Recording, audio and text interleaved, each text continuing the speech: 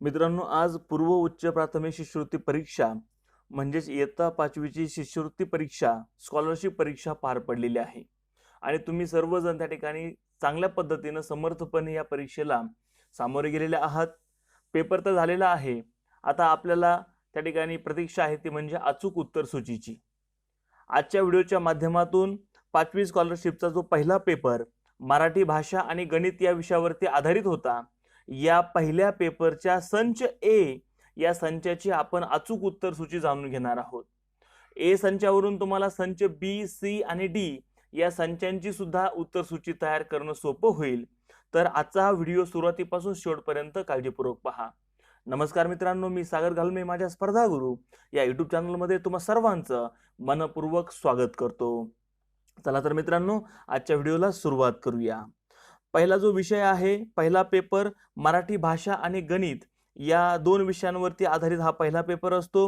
प्रत्येक त्या ठिकाणी 75 प्रश्नांचा हा पेपर झाला. मराठीवरती 25, गणितावरती 50 आणि या ठिकाणी आपण 1.5 तासामध्ये 75 प्रश्न सोडवलेत, ज्या एका प्रश्नाला 2 गुण म्हणजे एकूण 150 गुणांचा हा 150 गुणांचा हा पेपर होता. तर पहिले जे काही विभाग आहे त्यामध्ये मराठी भाषेवरती प्रश्न विचारण्यात आलेले होते. संच ए मध्ये पाहूया आता संच ए आणि त्याची अचूक उत्तर सूची. मित्रांनो, पहिले जे काही 3 प्रश्न आहेत ते उतार्यावरती आधारित होते. डॉल्फिन हा जो एक समुद्रामध्ये राहणारा महत्वाचा मासा आहे, ज्याचं माणसाशी खूप कनेक्शन आहे, या डॉल्फिनवरती आधारित एक उतारा देण्यात आलेला होता आणि त्यावरती प्रश्न विचारलेले होते. तर पहिला जो काही प्रश्न आहे त्याचं अचूक उत्तर आहे मित्रांनो पर्याय क्रमांक 4. डॉल्फिनच्या बाबतीत अचूक माहिती दर्शवणारा पर्याय निवडा. तर याचं उत्तर आहे डॉल्फिनचे तोंड पक्ष्याच्या चोचीसारखे असते. आता याच्यामध्ये जो पर्याय 2 आहे ना, तो सुद्धा याच्यामध्ये दिलेला आहे. त्यामध्ये सुद्धा तुमचं कन्फ्युजन होऊ शकतं. आता पर्याय 2 काय दिलाय? डॉल्फिन मासा अनेक आवाज काढतो. तर मित्रांनो, तो अनेक आवाज काढतो, मात्र या उतार्यामध्ये अनेक हा शब्द आलेला नाहीये. काय? 32 आवाज काढतो. प्रॉम्प्ट त्या ठिकाणी करेक्ट असं वाक्य दिलेलं आहे, त्यामध्ये 32 ही संख्या दिलेली आहे. आता अनेक म्हटलं त्याच्यामध्ये मग 2पेक्षा कितीतरी संख्यांचा आपण त्या ठिकाणी विचार करू शकतो. मात्र पर्याय क्रमांक 2च्या बाबतीत कन्फ्युजन होऊ शकतं. तर या पहिल्या प्रश्नाचं अचूक उत्तर आहे पर्याय क्रमांक 4. दुसऱ्या पर्यायाचं कन्फ्युजन होणार नाहीये. त्या ठिकाणी जर तुम्ही हा पर्याय निवडला असेल तर मित्रांनो त्या ठिकाणी दुर्दैवानं हा चुकीचा पर्याय आहे. पर्याय क्रमांक 4 हे पहिल्या प्रश्नाचं अचूक उत्तर आहे. प्रश्न क्रमांक 2. पुढीलपैकी कोणत्या अर्थाचा शब्द उतार्यात आला नाही? अचूक उत्तर आहे पर्याय क्रमांक 3. पुढच्या प्रश्नाकडे जाऊया. प्रश्न क्रमांक 3. डॉल्फिनला सारखे पाण्याबाहेर काय यावे लागते? तर मित्रांनो, श्वास घेण्यासाठी. 3चं उत्तर आहे पर्याय क्रमांक 3. आता पुढे 4 ते 6 जे काही प्रश्न आहेत ते कवितेवरती आधारित प्रश्न होते.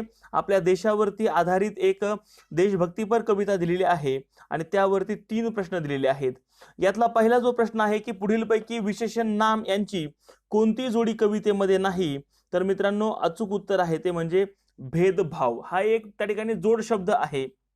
बाकीचे सगळे जे काही विशेषण आणि नामांची जोडी दिलेली आहे. तर आता 5व्या प्रश्नाकडे जाऊया. 5वा प्रश्न. कवितेतील वर्णनाशी न जुळणारा कोणता पर्याय आहे? तर याचं अचूक उत्तर आहे मित्रांनो पर्याय क्रमांक 2. अमंगलाचे बंधन न तोडण्याची प्रतिज्ञा सर्वत्र केली. आता बाकीचे जे वाक्य आहेत ते वर्णन या कवितेमध्ये दिलेलं आहे, मात्र इथं काय म्हटलंय बघा, अमंगलाचे तोडून बंधन. अमंगलाचे तोडून बंधन त्या ठिकाणी ही वाक्यरचना आलेली आहे. म्हणजे अमंगलाचं बंधन तोडायचं आहे, मात्र पर्यायामध्ये काय म्हटलंय? अमंगलाचे बंधन न तोडण्याची प्रतिज्ञा. म्हणजे हे चुकीचं आहे, म्हणून पर्याय क्रमांक 2 हे 5चं उत्तर होईल. पुढचा प्रश्न. पुढीलपैकी कोणत्या शब्दाचा समान अर्थाचा शब्द कवितेत आला आहे? तर मित्रांनो, याचं उत्तर आहे पर्याय क्रमांक 2 ध्वज. पुढचा प्रश्न. प्रश्न क्रमांक 7. खालील वाक्यातील विशेषण आपल्याला ओळखायचं होतं.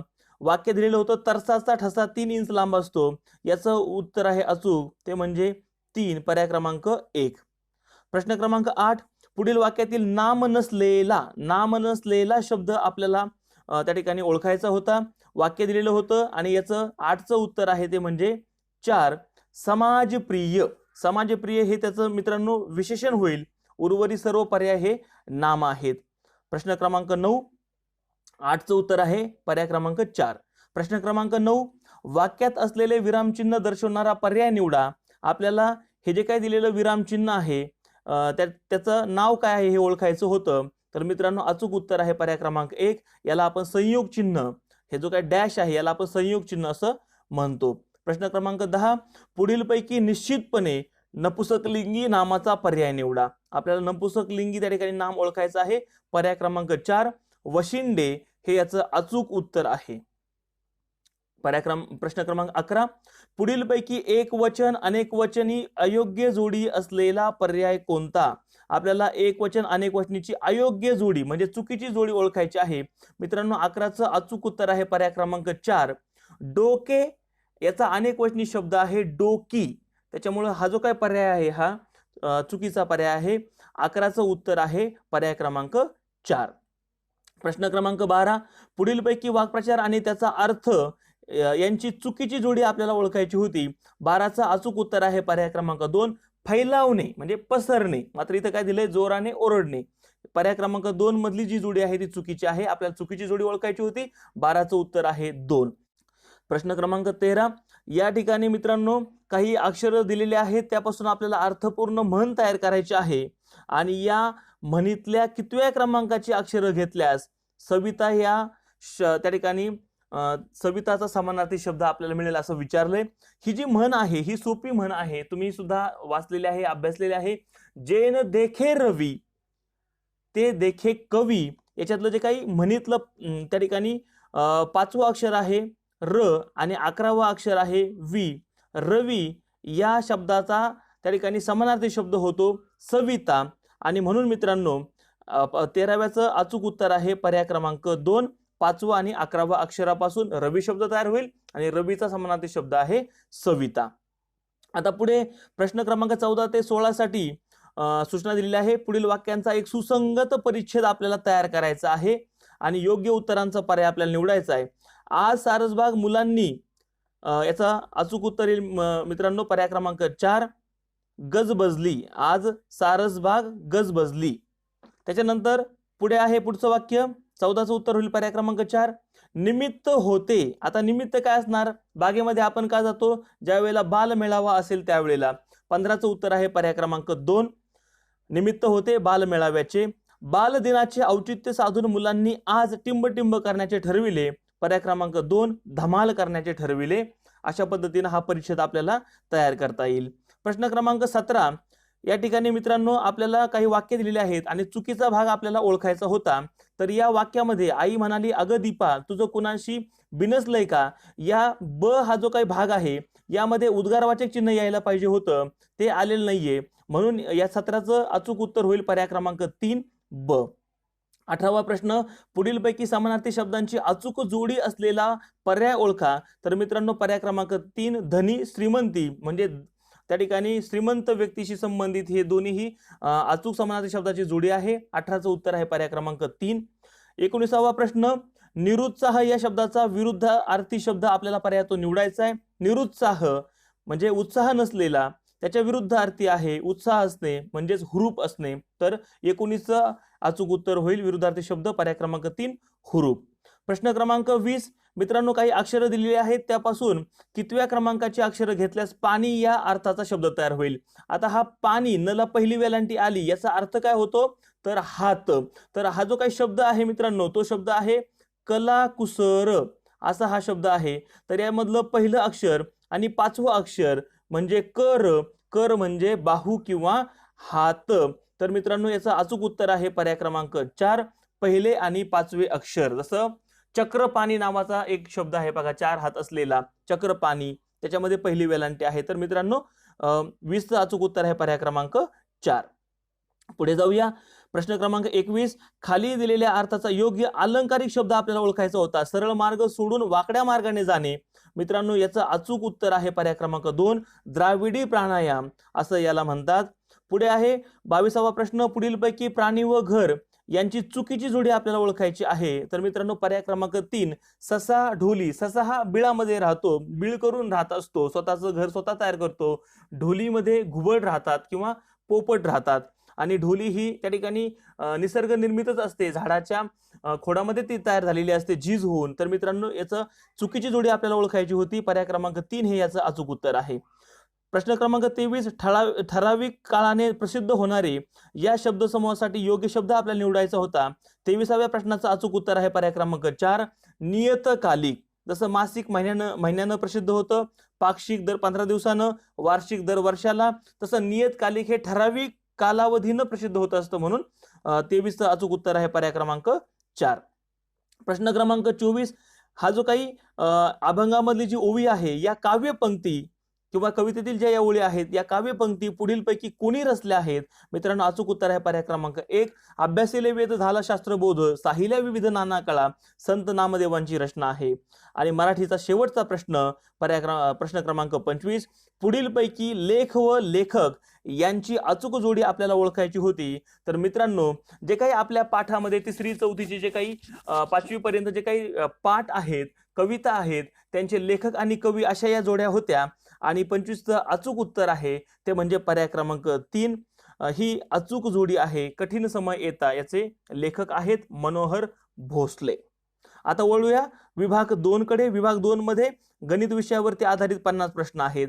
प्रश्न क्रमांक 26, 500ची आपल्याला रोमन संख्या चिन्ह निवडायचं होतं. तर याचा अचूक उत्तर आहे प्रश्न क्रमांक 26 पर्याय क्रमांक 3. त्या ठिकाणी आपण LCDM L 50, C 100 आणि D 500, मग 500 साठी D येतं. 26चं उत्तर पर्याय क्रमांक 3. प्रश्न क्रमांक 27, या संख्येमधील 4ची स्थानिक किंमत किती? दशांश चिन्हानंतर दुसरं घर आहे 4चं, म्हणून त्या ठिकाणी पर्याय क्रमांक 4 हे उत्तर होईल 27 या प्रश्नाचं. 0.004 किंवा 0.04. ठीक आहे, 27चं अचूक उत्तर पर्याय क्रमांक 4. प्रश्न क्रमांक 28, मित्रांनो या प्रश्नामध्ये आपल्याला चौकटीच्या जागी कोणता अंक येईल हे विचारलेलं आहे. आता हे आपण लगेच आपल्याला करता येईल. पहा, या जे काही 2 शेवटच्या संख्या आहेत यांची आपण बेरीज करूया. पहा, आता एककाकडून 9 आणि 6 यांची बेरीज होईल 15. हातचा 1 येणार आहे. दशकामध्ये 3 आणि 1 4, 4 आणि 3 7. या ठिकाणी पहिल्या संख्येतील हा 7 मिळतोय. नंतर पहा 7 आणि 8, शतकाच्या घरातील अंक 8 आणि 7 15. हा 5 आपल्याला मिळालाय. हातचा 1 येणार आहे हजाराच्या घरामध्ये. 8 आणि 1 9. आता चौकटीमध्ये आपल्याला किती मिळवावं लागेल? या ठिकाणी किती घ्यावं लागेल? तर 3 घ्यावा लागेल. 9 3 12. हातचा 1 येणार आहे दश हजाराच्या घरामध्ये. आणि मग 2 आणि 1 जो हातचा आहे या ठिकाणी काय येईल? 3 येणार आहे. तर मित्रांनो 28चं अचूक उत्तर आहे पर्याय क्रमांक 2. चौकटीच्या जागी 3 हा अंक येईल. प्रश्न क्रमांक 29, कोणाच्या दोन्ही भुजा वाढविल्यास कोणाच्या मापात काय फरक पडतो? तर मित्रांनो पर्याय क्रमांक 3 कोणाचं माप तेवढंच राहतं. कोणाच्या मापामध्ये काही बदल होणार नाही, फक्त भुजांची लांबी वाढणार आहे. प्रश्न क्रमांक 30, यामध्ये आपल्याला हा जो काही पूर्णांकयुक्त अपूर्णांक दिला याला सरळ रूप द्यावं लागणार आहे. तर इथे काय होईल? सुरुवातीला पहा 7 5 35, 35 आणि 3 38/7. आणि दुसऱ्या याच्यामध्ये काय होणार मित्रांनो? 7 6 42 आणि 42 आणि 4 किती होईल? 46/7. या दोघांची जर बेरीज केली आपण 8 आणि 6 14, या ठिकाणी काय होईल? वरती अंशा ठिकाणी 84/7. तर मित्रांनो याला सरळ रूप जर दिला आपण 7 1 7, 7 2 14, तर अचूक उत्तर आहे पर्याय क्रमांक 3. 30चं उत्तर आहे पर्याय क्रमांक 3. 12. प्रश्न क्रमांक 31, 8,80,808 ही संख्या अंकामध्ये कशी लिहाल? तर आता आपल्याला माहिती आहे की त्या ठिकाणी 800 कोटी म्हणजे 8 अब्ज. आणि मग पुढे काय होईल पहा, या ठिकाणी हे लाखाचे 2 घरे येतील, 80,000 आणि शेवटी 808 म्हणजेच 31चं अचूक उत्तर आहे पर्याय क्रमांक 4. पुढचा प्रश्न आहे प्रश्न क्रमांक 32, वर्तुळाची त्रिज्या 2.5 सेंटीमीटर आहे व जीवा 3 सेंटीमीटर असल्यास वर्तुळाची सर्वात मोठी जीवा किती सेमी लांबीची असेल? मित्रांनो तुम्हाला माहिती आहे की वर्तुळामधील सर्वात मोठा त्या ठिकाणी व्यास असतो आणि व्यासाच्या निम्मी असते ती म्हणजे त्रिज्या. मग 2.5च्या जर दुप्पट आपण केलं तर 2.5 आणि 2.5 मिळून तयार होईल 5. आणि 5 हा वर्तुळाचा व्यास असेल आणि व्यास ही वर्तुळाची सर्वात मोठी जीवा असते. 32चं अचूक उत्तर आहे पर्याय क्रमांक 2. प्रश्न क्रमांक 33, 1 ते 100 या संख्यांमध्ये किती संयुक्त संख्या आहेत? मित्रांनो ज्या संख्यांना त्या ठिकाणी जास्तीत जास्त विभाजक असतात त्या ठिकाणी त्यांना भाग जातो अशा संख्यांना आपण संयुक्त संख्या असं म्हणत असतो. तर आपल्या 1 ते 100 या पहिल्या 100 संख्यांमध्ये एकूण 74 या संयुक्त संख्या आहेत, म्हणून 33चं उत्तर आहे पर्याय क्रमांक 4. प्रश्न क्रमांक 34, दोन परस्परांना लंब असणाऱ्या रेषा कोणत्या प्रकारचा कोन करतात? मित्रांनो, ही जी काही समजा आपण स्लिपिंग लाईन घेऊया, ही स्टँडिंग लाईन, या दोघांनी एकमेकीला लंब केलेला आहे आणि याचं ज्या वेळेला दोन परस्परांना लंब असणाऱ्या रेषा असतात त्यावेळेला त्या परस्परांशी काटकोन करत असतात. 34चं अचूक उत्तर आहे पर्याय क्रमांक 2 काटकोन. प्रश्न क्रमांक 35, दिलेल्या ज्या काही संख्या आहेत या संख्या जर आपण उतरत्या क्रमानं लिहिल्या असता, पहिली संख्या, आता याच्यामध्ये उतरता क्रम लिहायचा, आपल्याला मोठ्याकडून लहान्याकडे जायचंय, म्हणून ही संख्या जी आहे ती पहिल्या क्रमांकाला राहणार आहे. आणि तिसऱ्या क्रमांकाला कोणती संख्या राहील मित्रांनो? तर ही संख्या जी आहे 39,296 ही दुसऱ्या क्रमांकाला राहील, ही संख्या तिसऱ्या क्रमांकाला राहील आणि 32,000 सुरू होणारी संख्या जी आहे ती चौथ्या क्रमांकाला राहणार आहे. तर आपण पहिल्या आणि तिसऱ्या संख्येची जर बेरीज केली मित्रांनो, तर आपल्याला अचूक त्या ठिकाणी उत्तर मिळणार आहे, ते म्हणजे पर्याय क्रमांक 1 26, त्या ठिकाणी 2,69,093. 35चं अचूक उत्तर पर्याय क्रमांक 1. प्रश्न क्रमांक 36, आपल्याला 88 मीटर परिघ असलेल्या वर्तुळाकृती बागेला स्वरा रोज 5 फेऱ्या मारते. तर मित्रांनो, या ठिकाणी 88 गुणिले आपल्याला 5 करायला लागेल. आपल्याला त्या ठिकाणी 88 गुणिले 5 पहिल्यांदा करून घ्यावं लागेल, कारण की वर्तुळाचा परिघ 88 आहे. अशा 88 मीटरच्या ती 5 फेऱ्या पूर्ण करते, म्हणजे 8 पंचे 40, 8 45 आणि 4 44, 440 मीटर एवढ्या ती त्या ठिकाणी एका दिवसाला 440 मीटर ती चालते. तर आता एका आठवड्यामध्ये किती चालणार आहे? तर 440ला गुणिले आपल्याला 7 करावं लागेल आणि आपल्याला उत्तर मिळणार आहे, गुणाकार येईल त्या ठिकाणी 3080. आता 3080 म्हणजे किती? तर मित्रांनो 3 किलोमीटर आणि 80 मीटर, म्हणून 36चं अचूक उत्तर होईल पर्याय क्रमांक 3. आता जाऊया पुढच्या प्रश्नाकडं. त्या ठिकाणी मोठ्यात मोठी 5 अंकी संख्या, आता मोठ्यात मोठी 5 अंकी संख्या कोणती तुम्हाला माहिती आहे? ती म्हणजे 99,999. आणि मोठ्यात मोठी 2 अंकी संख्या यांची बेरीज, म्हणजे याच्यामध्ये अधिक आपल्याला 99 करावं लागणार आहे. आणि लहानात लहान संख्येपेक्षा आणि यांची जी काही बेरीज येईल त्याच्यामधून लहानात लहान 3 अंकी संख्या, म्हणजे लहानात लहान 3 अंकी संख्या 100 आपल्याला वजा करावं लागणार आहे. आणि मग ती कितीनं मोठी आहे असं विचारलंय, म्हणजे 5 अंकी सर्वात मोठी संख्या 99,999, 2 अंकी मोठी संख्या 99, यांची बेरीज, त्यामधून आपल्याला 100 वजा करावं लागतील, आपल्याला संख्या मिळणार आहे 99,998. 37चं अचूक उत्तर आहे पर्याय क्रमांक 2. प्रश्न क्रमांक 38, प्रदीपनं 22,500 रुपयांना घेतलेला मोबाईल 19,870 रुपयांना विकला. या व्यवहारात त्याला किती रुपये तोटा झाला?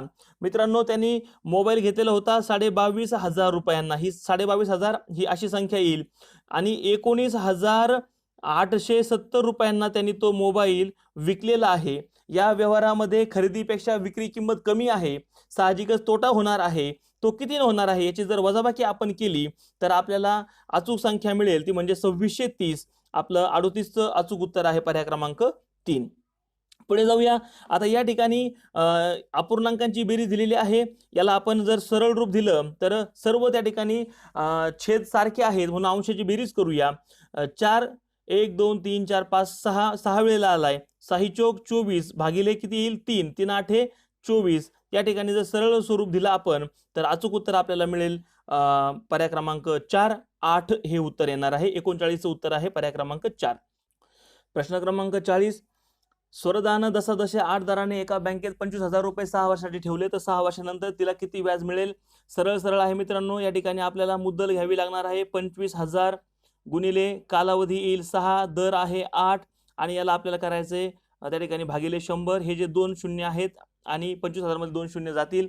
सरळ जर स्वरूप आपण दिलं तर मित्रांनो आपल्याला गुणाकार मिळणार आहे, तो म्हणजे 12,000. तिला 6 वर्षामध्ये 8% दरानं 12,000 एवढं व्याज मिळणार आहे. 40चं अचूक उत्तर आहे पर्याय क्रमांक 1.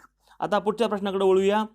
या दिलेल्या जे काही अपूर्णांक आहेत या संख्या चढत्या क्रमानं लिहिल्यास पहिल्या व तिसऱ्या संख्यांची बेरीज किती येईल?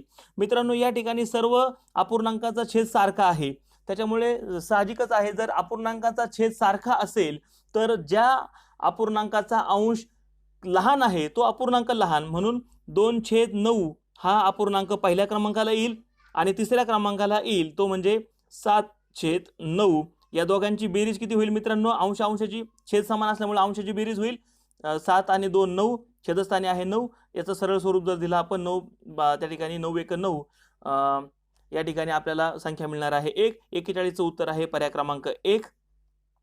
42च्या पुढच्या प्रश्नाकडे जाऊया. प्रश्न क्रमांक 42. 70,07,000 ही संख्या लिहिताना ईश्वरीनं काय केलंय? त्या ठिकाणी 70,07,000 ही संख्या. आता कशी लिहितो आपण 70 लाख? तर हे झाले बघा 70 लाख आणि शेवटी येणार आहे 7. ही झाली अशी संख्या लिहायची होती. पण ईश्वरीने काय केलं? दोन्ही 7च्या मध्ये एक शून्यच कमी लिहिला. म्हणजे तिने काय केलं? हा समजा सुरुवातीचा एक शून्य गाळला कुठला तरी, तर आपल्याला ही संख्या मिळणार आहे. संख्या मिळणार आहे 7,07,000. या दोघांचा आपल्याला काय करावं लागणार आहे मित्रांनो? तर आपल्याला वजाबाकी करावी लागणार आहे. ही तिने लिहिलेली संख्या दिलेल्या संख्येपेक्षा किती न कमी किंवा जास्त आहे. आता तिने एक शून्यच मधला गाळला, याचा अर्थ संख्या ही त्या ठिकाणी कमी किती न कमी कमीच येणार आहे. तर आता 70 लाखामधून हे 7 लाख गेले तर आपल्याला किती मिळतील? 63 त्या ठिकाणी लाख आपल्याला मिळणार आहेत. आणि सगळ्यात महत्त्वाचं शेवटचे 7 एककामधले वजा होतील. आपल्याला संख्या 63 लाखानं कमी संख्या, तिने लिहिलेली संख्या दिलेल्या संख्येपेक्षा 63 लाखानं कमी मिळणार आहे. आणि म्हणून 42चं अचूक उत्तर आहे पर्याय क्रमांक 4.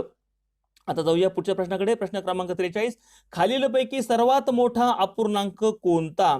मित्रांनो यामध्ये छेद हे वेगळे वेगळे आहेत आणि म्हणून ज्या अपूर्णांकाचा छेद त्या ठिकाणी लहान आहे, कारण अंश सर्वांचे सारखे आहेत, अंश सर्वांचा सारखा आहे, छेद मात्र वेगळे वेगळे आहेत. ज्या वेळेला अंश सारखा असतो, एकच असतो, त्यावेळेला ज्या अपूर्णांकाचा छेद लहान तो अपूर्णांक असतो मोठा. आणि म्हणून मित्रांनो पहिला जो काही अपूर्णांक आहे याचा छेद आहे 10, म्हणून हा अपूर्णांक मोठा होईल. 43चं अचूक उत्तर आहे पर्याय क्रमांक 1, 8/10.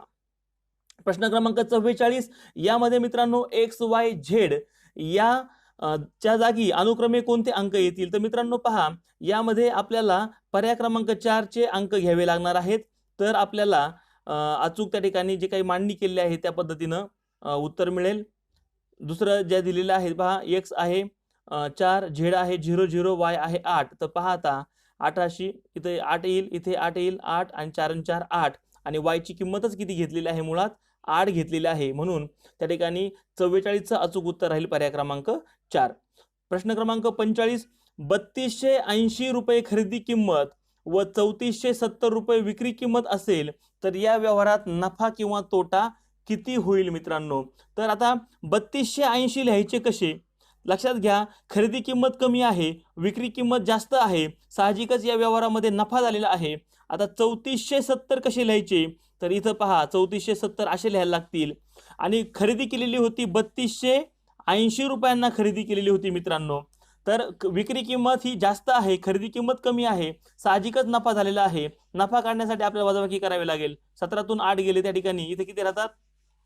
9 राहतात. आणि इथे आपण हातचा घेतलेला असल्यामुळं इथे 3 मधून 2 जातील, 1 राहतील. उत्तर येणार आहे 190 रुपये. मित्रांनो 45चं अचूक उत्तर आहे पर्याय क्रमांक 3. 190 रुपये त्या ठिकाणी नफा झालेला आहे. 3280 रुपयांना खरेदी किंमत, 3470 रुपयांना विक्री किंमत. विक्री जास्त खरेदीपेक्षा जास्त असेल तर निश्चित नफा होतो, 190 रुपये नफा होणार आहे. प्रश्न क्रमांक 46 मध्ये आपल्याला काय विचारलंय की 12/60 या अपूर्णांकाचा सममूल्य अपूर्णांक किती? मित्रांनो याला जर आपण सरळ स्वरूप दिलं तर 12 1 12, 12 5 60, आपल्याला 1/5 असा अपूर्णांक मिळेल. म्हणजे एका आकृतीच्या 5 समान भागापैकी एक भाग रंगवलेला, म्हणजे पर्याय क्रमांक 2 हे त्याचं अचूक उत्तर आहे. या आकृतीमध्ये 5 भाग आहेत आणि एक भाग रंगवलेला आहे. 46चं अचूक उत्तर आहे पर्याय क्रमांक 2. आता जाऊया पुढच्या प्रश्नाकडे. गटात न बसणारा पर्याय आपल्याला शोधायचा आहे. मित्रांनो यामध्ये सर्व जर आपण यांना सरळ रूप दिलं तर आपल्याला हे जे काही उत्तर आहेत हे बरोबर मिळतात. पर्याय क्रमांक 3 मध्ये मात्र तशी परिस्थिती नाही. पाहूया या ठिकाणी होते, अगोदर आपल्याला गुणाकार करावा लागेल. 5 त्रिक 15, या ठिकाणी गुणाकार होईल 4 2 8 आणि यांची बेरीज जर केली तर 15 आणि 8 त्या ठिकाणी 23 उत्तर येतंय. मात्र इथे चुकीचं उत्तर आहे. गटात न बसणारा पर्याय आहे पर्याय क्रमांक 3. 47चं उत्तर येतंय 3. आता पुढे जाऊया. प्रश्न क्रमांक 48. रोशनी सकाळी 11:30ला अभ्यासाला बसते. 11:30ला अभ्यासाला बसते म्हणजे रोशनी सकाळी 11:30ला अभ्यासाला बसते. तर हे 11:30 आपल्याला असे लिहिता येतील. त्यानंतर पावणे दोन वाजता म्हणजे 1:45 ती त्या ठिकाणी अभ्यास करून उठते, तर तिने किती वेळ अभ्यास केला असं विचारलेलं आहे. आता 11:30 म्हणजे 12 पर्यंत 30 मिनिटं होतील. नंतर पुढे 1 तास 45 मिनिटं होतात मित्रांनो. तर हे 1 तास 45 मिनिटं आणि 12 वाजेपर्यंतचे 30 मिनिटं यांची जर आपण बेरीज केली तर त्या ठिकाणी आपल्याला 2 तास 15 मिनिटं एवढं उत्तर मिळतंय. 48चं अचूक उत्तर आहे पर्याय क्रमांक 3. 2 तास 15 मिनिटं तिने अभ्यास केला. प्रश्न क्रमांक 49, सर्वात मोठी 3 अंकी समसंख्या. आता सर्वात मोठी 3 अंकी समसंख्या किती आहे? 998. आणि सर्वात मोठी 2 अंकी मूळ संख्या. आता सर्वात मोठी 2 अंकी मूळ संख्या आहे 97. मूळ संख्या जिचा ती संख्या आणि स्वतः 1 आणि ती संख्या त्या ठिकाणी विभाजक असतात, तिला आपण मूळ संख्या म्हणतो. तर यांची जर वजाबाकी आपण केली तर आपल्याला उत्तर मिळणार आहे 901. तर यांच्यातला फरक जो आहे तो आहे 901. 49चं उत्तर आहे पर्याय क्रमांक 2. पुढच्या प्रश्नाकडे वळूया.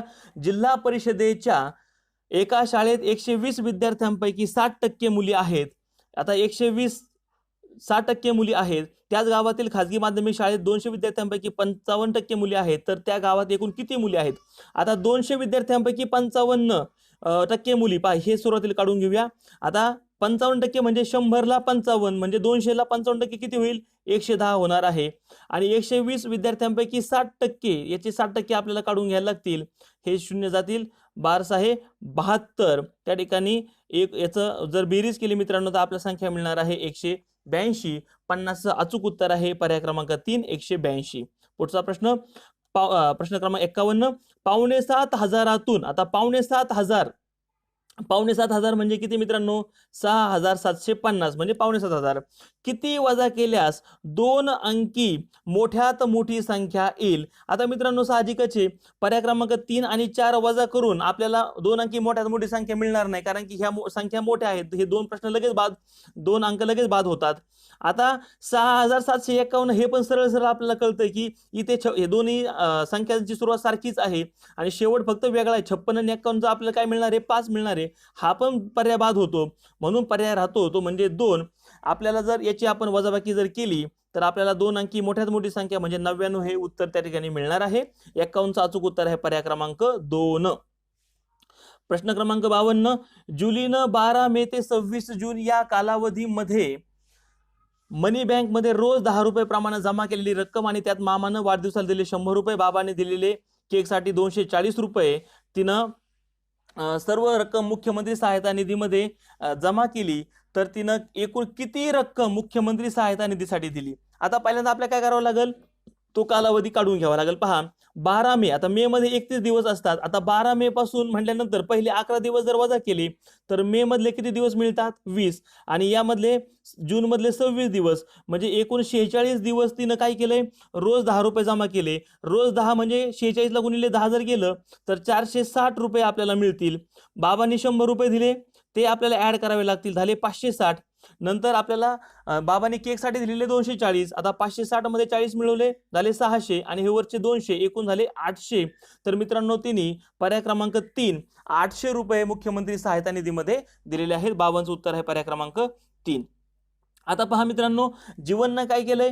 50 रुपये, 100 रुपये, 500 रुपयाच्या प्रत्येकी 2 नोटा बँकेत देऊन त्या रकमेच्या बदल्यात 20 रुपयाच्या नोटा मागितल्या, तर 20च्या त्याला किती नोटा मिळतील? आता प्रत्येकाच्या 2-2, 500च्या 2 म्हणजे झाले 1000 रुपये, 100च्या 2 झाले 200 रुपये, 50च्या 2 झाले 100 रुपये, म्हणजे एकूण किती होतात त्या ठिकाणी? 1300 रुपये. आणि मग आता याच्यात सगळ्या बदल्यात 20च्या नोटा घेतल्यात, मग आपल्याला 130 या सरळ रूप जर दिलं मित्रांनो तर उत्तर मिळणार आहे 65. 53चं अचूक उत्तर आहे पर्याय क्रमांक 2 65. पुढचा प्रश्न. अशी संख्या शोधा की त्या संख्येला त्याच संख्येनं गुणल्यास येणारा गुणाकार हा 27च्या सर्व विभाजकांचा गुणाकार असतो. आता मित्रांनो लक्षात घ्या, 27चे विभाजक कोण आहेत बरं? 27चा विभाजक स्वतः 27 आहे, त्यानंतर 1 आहे, 3 आहे आणि 9 आहे. जर आपण या चौघांचा जर गुणाकार केला तर आपल्याला संख्या मिळणार आहे 729.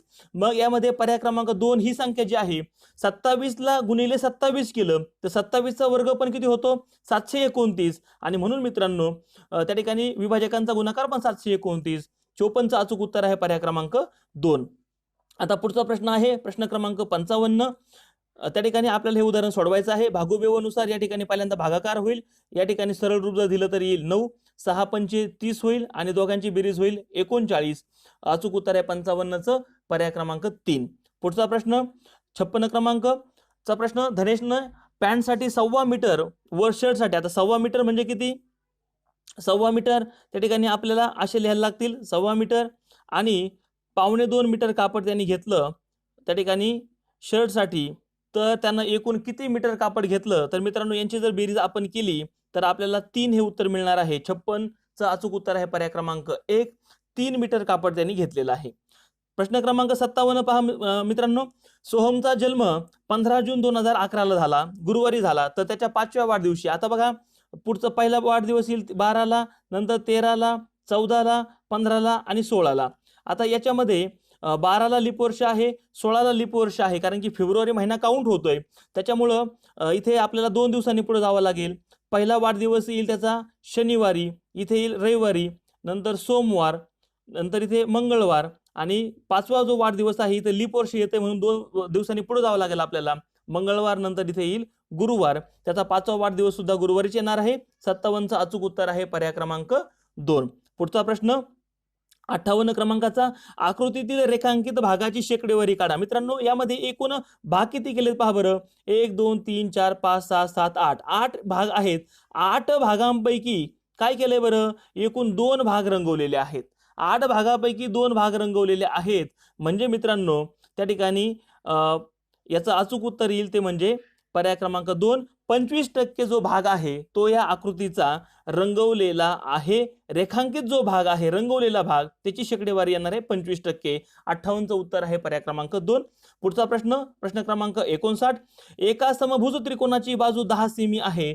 या त्रिकोणाच्या परिमिती इतक्या परिमितीचा चौरस काढल्यास चौरसाची बाजू किती येईल. आता समभुज त्रिकोण म्हणल्यानंतर सर्व बाजू सारख्या मापाच्या असणार, म्हणजे समभुज त्रिकोणाची परिमिती किती होणार आहे बरं, 30 सेमी एवढी परिमिती होणार आहे.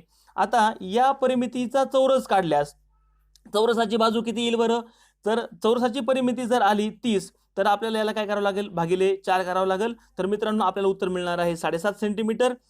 4 ही 7.5, 7.5 15 अशा ठिकाणी 7.5 गुणिले जर 4 केलं तर आपल्याला चौरसाची परिमिती मिळेल 30 आणि म्हणून 59चं अचूक उत्तर आहे पर्याय क्रमांक 3. आता पुढचा प्रश्न, प्रश्न क्रमांक 60 आणि 61 साठी आपल्याला काय दिलेलं आहे मित्रांनो, या ठिकाणी माहिती दिलेली आहे. एक विद्यार्थ्याचं चित्र म्हणजे 25 विद्यार्थी असा त्याचा अर्थ होतो. या ठिकाणी वेगवेगळे खेळ दिलेत. आता आपल्याला पहिल्यांदा काय विचारलंय की कबड्डी खेळणारे विद्यार्थी बास्केटबॉल खेळणाऱ्या विद्यार्थ्यांच्या किती पट आहेत. कबड्डी खेळणारे विद्यार्थी बास्केटबॉल खेळणाऱ्या विद्यार्थ्यांच्या किती पट आहेत. आता तुम्ही जर इथं बघितलं, इथे 2 चित्र, त्या ठिकाणी 2 चित्र आलेत, या ठिकाणी 6 चित्र आलेत, म्हणजे मित्रांनो 2ची 6 म्हणजे 3 पट होते. म्हणून मित्रांनो याचं उत्तर सरळ सरळ येणार आहे. 60चं उत्तर येणार आहे पर्याय क्रमांक 2, 3 पट. बास्केटबॉल खेळणाऱ्या विद्यार्थ्यांच्या कबड्डी खेळणारे किती पट आहेत, 3 पट आहेत. आता 60चं उत्तर झालं 2. आता पुढचा प्रश्नाकडे जाऊया. 61 क्रमांकाचा प्रश्न, क्रिकेट व बास्केटबॉल खेळणाऱ्या विद्यार्थ्यांची संख्या ही फुटबॉल व कबड्डी खेळणाऱ्या विद्यार्थ्यांपेक्षा किती न कमी आहे, असं आपल्याला विचारलंय. क्रिकेट आणि बास्केटबॉल, फुटबॉल आणि कबड्डी अशा जोड्या दिलेल्या आहेत. क्रिकेट आणि बास्केटबॉल, आता क्रिकेट आणि बास्केटबॉल किती जण खेळतात, इथं चित्रांची संख्या मोजा. क्रिकेट खेळणारे 5 चित्र आहेत, बास्केटबॉल खेळणारे 2 चित्र, एकूण झाले 7. आता हे झाली 2 जोड्या. आता पुढं काय विचारलंय की फुटबॉल व कबड्डी खेळणाऱ्या विद्यार्थ्यांपेक्षा किती न कमी आहेत. आता फुटबॉल किती जण खेळतात, फुटबॉल आणि कबड्डी, कबड्डी खेळतात बघा, या ठिकाणी 6 चित्र आलेले आहेत आणि फुटबॉलचे आहेत 4 म्हणजे 10. तर मित्रांनो एकूण 3 चित्र या दोघांची, फुटबॉल आणि कबड्डीची जर आपण बेरीज केली तर 10 येईल. एकूण 3 चित्र त्या ठिकाणी जास्त भरतायत. एक चित्र म्हणजे 25, म्हणून मित्रांनो 25 त्रिक 75 विद्यार्थी त्या ठिकाणी कमी असणार आहेत. 61चं उत्तर आहे पर्याय क्रमांक 1. पुढे जाऊया आता. प्रश्न क्रमांक 62, इष्टिका चितीच्या कडांची संख्या किती असते मित्रांनो, इष्टिका चितीला 12. इष्टिका चितीच्या पृष्ठाच्या संख्येच्या, पृष्ठांची संख्या किती असते, 6. किती पट असते, तर दुप्पट असते. 62चं उत्तर आहे पर्याय क्रमांक 1. प्रश्न क्रमांक 63, नाना पाटलांच्या वाड्यावर 300 पोती आहेत. एकूण पोती किती आहेत? 300. त्यापैकी 20% पोती ज्वारीची, 35% पोती गव्हाची, 15% पोती तुरीची. आता उरलेली पोती सोयाबीनची आहेत, तर त्यांच्याकडे किती पोती सोयाबीनची आहेत? आता मित्रांनो पहा, इतर पोत्यांची टक्केवारी दिली ना, मग हे बघा, हे झाले 20, 35 झाले, 55, 55 आणि 15, तर किती झाले? 70%. तर 70% जर इतर पोती आहेत, तर उरलेली पोती सोयाबीनची आहेत, म्हणजे सोयाबीनची पोती आहेत 30%. किती आहेत? 30%. आता हे 2 शून्य गेले, 30 त्रिक 90, म्हणजे मित्रांनो 63चं उत्तर येईल पर्याय क्रमांक 4, 90 पोती ही सोयाबीनची आहेत. प्रश्न क्रमांक 64, 144 चौरस मीटर क्षेत्रफळाच्या एका चौरसाकृती मैदानाला फक्त 2 बाजूंनी 3 पदरी तारेचे कुंपण घालण्यासाठी किती लांबीची तार लागेल? आता 144 म्हणजे मित्रांनो जर आता आपण चौरसाकृती जे काही मैदान आहे त्याची जर एक बाजू जर आपण काढली, सॉरी या ठिकाणी आयत तयार झालाय, हे पहा आपण चौरस काढतोय. 144 चौरस मीटर जर क्षेत्रफळ आहे, तर चौरसाची प्रत्येक बाजू असणार आहे 12. आता आपल्याला काय विचारलंय? फक्त 2च बाजूंनी 3 पदरी आपल्याला काय करायचंय? कुंपण घालायचंय. म्हणजे आता ह्या दोन्ही बाजूंची आपल्याला बेरीज करावी लागेल, ती किती येईल? 24. आता 3 पदरी याच 2 बाजूंना कुंपण घालायचंय. 24 त्रिक त्या ठिकाणी याचा गुणाकार करावा लागेल. उत्तर मिळेल आपल्याला 72. आपल्याला 72 मीटर एवढी लांबीची तार लागणार आहे. 64चं उत्तर आहे पर्याय क्रमांक 3. प्रश्न क्रमांक 65, मे महिन्यात महाबळेश्वरला 2.25 लाख पर्यटकांनी भेट दिली होती. आता 2.25 लाख कसे लिहितो आपण? तर अशा पद्धतीने आपण लिहित असतो. त्यानंतर अजिंठा वेरूळ लेण्यांना 1.25 लाख लोकांनी त्या ठिकाणी भेट दिलेली आहे. 1.25 लाख आकडा कसा लिहितोय पहा आपण, नंबर कसा लिहितो? अशा पद्धतीने ही संख्या आपण लिहित असतो. तर महाबळेश्वरला अजिंठा वेरूळ लेण्यापेक्षा किती जास्त पर्यटकांनी भेट दिली? आपल्याला काय करावं लागणार आहे? यांची वजाबाकी करावं लागणार आहे मित्रांनो. हे 25 यावरच्या 75 मधल्या 25 मधून वजा होतील, राहतील 50. 2 लाखामधून 50 जातील, तर आपल्याला संख्या मिळणार आहे 1.5 लाख. या प्रश्नाचं अचूक उत्तर आहे मित्रांनो पर्याय क्रमांक 4, 1,50,000. 65चं उत्तर आहे पर्याय क्रमांक 4. प्रश्न क्रमांक 66, 552 मिनिटे म्हणजे किती तास आणि किती मिनिटं? मित्रांनो त्या ठिकाणी 552 जर आपण पाहिलं की 60 मिनिटांचा 1 तास होतो, म्हणजे 9 तासांचा जर विचार केला तर 9 तासामध्ये 540 मिनिटं येतील आणि उरलेले 12 मिनिटं, म्हणजे 66चं उत्तर आहे पर्याय क्रमांक 3, 9 तास 12 मिनिटं. प्रश्न क्रमांक 67, 2400 कागद म्हणजे किती रिम कागद? एका रिम मध्ये मित्रांनो 480 कागद बसतात, तर त्या ठिकाणी 2400 कागद म्हणजे किती रिम कागद? तर 5 रिम कागद, 5 रिम मध्ये आपल्याला 2400 कागद त्या ठिकाणी बसतील, म्हणून 67चं उत्तर आहे पर्याय क्रमांक 4, 5. 68 क्रमांकाचा प्रश्न पाहूया आता. रामूनं 35 रुपये लिटर दरानं 45 लिटर दूध खरेदी केलं व सर्व दूध 315 रुपये नफा घेऊन विकलं, तर दुधाचा विक्री दर त्या ठिकाणी किती प्रति लिटर रुपये मिळेल? तर आता पहिल्यांदा आपल्याला काय करावं लागेल? 35 गुणिले 45 करून घ्यावं लागणार आहे. तर मित्रांनो यांचा जर गुणाकार आपण केला, तर जो गुणाकार येईल त्याच्यामध्ये आपल्याला 315 हे आपल्याला मिळवावं लागणार आहेत, आणि येणाऱ्या संख्येला आपल्याला भागिले काय करायचंय? 45 करायचंय. तर आपल्याला अचूक उत्तर मिळणार आहे ते म्हणजे संख्या मिळणार आहे 42. म्हणजे आपल्याला दुधाचा नवीन जो विक्रीचा दर आहे तो आहे प्रति लिटर 42 रुपये. 68चं अचूक उत्तर आहे पर्याय क्रमांक 3. आता 69चं पहा.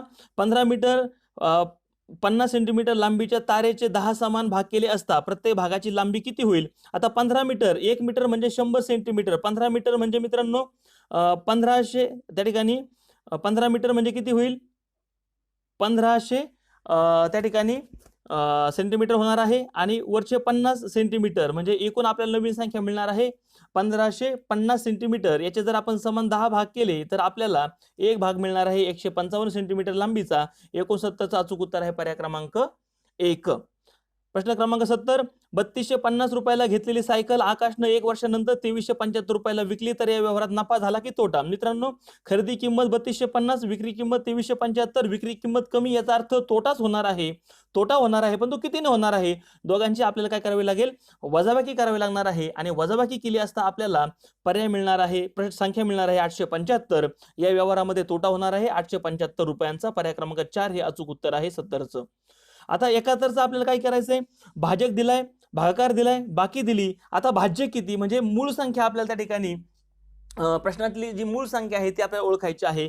आता आपल्याला काय करावं लागेल? भाजक आणि भागाकाराचा गुणाकार करावा लागणार आहे मित्रांनो। या भाजक आणि भागाकाराचा काय करावं लागेल, गुणाकार करावा लागेल आणि येणाऱ्या संख्येमध्ये ही बाकी आपल्याला मिळवावी लागणार आहे। म्हणजे भाजक गुणिले भागाकाराची संख्या करून जो काही गुणाकार येईल त्याच्यामध्ये ही 75 बाकी मिळवायची आहे आणि आपल्याला संख्या ही क्रिया केल्यानंतर मिळणार आहे 4,46,325। 71चं अचूक उत्तर आहे पर्याय क्रमांक 2। तुम्ही पडताळून स्वतः पाहू शकता।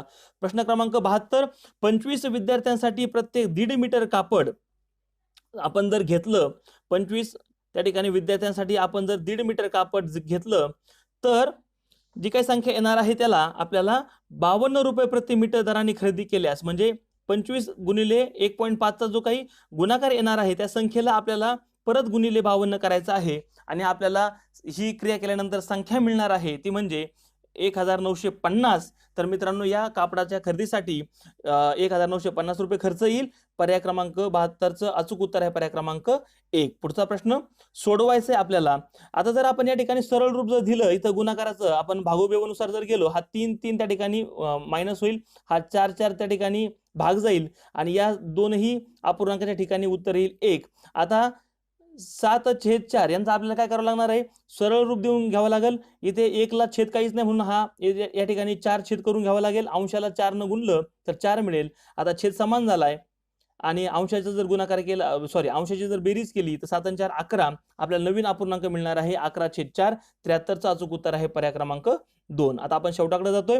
नागपूरहून पहाटे 4:10 सुटणारी केरळ एक्सप्रेस दुसऱ्या दिवशी 14:15ला तिरुवनंतपुरमला पोहोचली, तर नागपूर ते तिरुवनंतपुरम प्रवासास किती वेळ लागला? मित्रांनो साहजिक आहे, आजचे 4:10 आणि उद्याचे पहाटेचे 4:10 म्हणजे एकूण प्रवास झाला 24 तास। आता पुढे त्या 4च्या नंतर जो काही पुढचा कालावधी आहे म्हणजे 4च्या पुढे किती 2 वाजेपर्यंत 10 तास प्रवास होईल, म्हणजे एकूण 34 तास प्रवास होणार आहे। आता इथे 10 मिनिटांनी प्रवासाला 4:10 प्रवासाला सुरुवात झाली होती, पोहोचले मात्र 15 मिनिटांनी, म्हणजे हे 5 मिनिटं वाढीव होतील। तर त्या ठिकाणी 34 तास 5 मिनिटं एवढा प्रवास झालाय। 74चं अचूक उत्तर आहे पर्याय क्रमांक 1। शेवटचा प्रश्न मित्रांनो, सरस्वती विद्यालयात 500 मिलीच्या 24 पिशव्या दूध आणलं, दूध गरम करून 60 विद्यार्थ्यांना सारखं वाटलं, तर प्रत्येक विद्यार्थ्याला किती मिली दूध मिळालं? आता तुम्हाला माहिती आहे 50 मिलीच्या 24 पिशव्या म्हणजेच किती लिटर दूध येणार आहे, तर 12 लिटर दूध येणार आहे। 1 लिटर म्हणजे 1000 मिलीलिटर, म्हणजे 12 लिटर म्हणजे 12,000 मिली। आता या 12,000 मिलीला भागिले 60 जर केलं आपण, तर त्या ठिकाणी आपण सरळ रूप जर दिलं तर 200 ही संख्या आपल्याला मिळणार आहे। प्रत्येक विद्यार्थ्याला 200 मिलीलिटर दूध मिळेल। 75चं अचूक उत्तर आहे त्या ठिकाणी पर्याय क्रमांक 3। तर मित्रांनो अशा पद्धतीने आपण मराठी आणि गणित या विषयाची जे काही संच ए आहे या संच ए ची अचूक उत्तर सूची जाणून घेतलेली आहे। तुम्हाला जर एखाद्या प्रश्नाच्या बाबतीमध्ये काही संदिग्धता असेल किंवा त्या ठिकाणी तुम्हाला वाटतं की हा पर्याय प्रश्नाचं उत्तर त्या ठिकाणी चुकीचं दिलेलं आहे, पर्याय चुकीचा दिलेला आहे, तर अवश्य कमेंट बॉक्समध्ये तुम्ही कमेंट करा। तुमच्या शंकेचं 100% निरसन करण्याचा प्रयत्न केला जाईल। आता पेपर तुम्ही दिलेलाच आहे, आता आपण उत्तर सूची पहा आणि किती मार्क तुम्हाला पडतायत तेही तुम्ही पडताळून पाहू शकता। अचूक उत्तर सूची देण्याचा आजच्या व्हिडिओच्या माध्यमातून तुम्ही प्रयत्न केलाय। स्पर्धा गुरु हा चॅनल तुम्ही सबस्क्राइब केला नसेल तर आवर्जून सबस्क्राइब करा। तुमच्याही मित्रांपर्यंत या उत्तर सूचीचा व्हिडिओ शेअर करा। तुम्हाला निकालासाठी खूप खूप शुभेच्छा। संपूर्ण व्हिडिओ पाहिलात, आभारी आहे, धन्यवाद।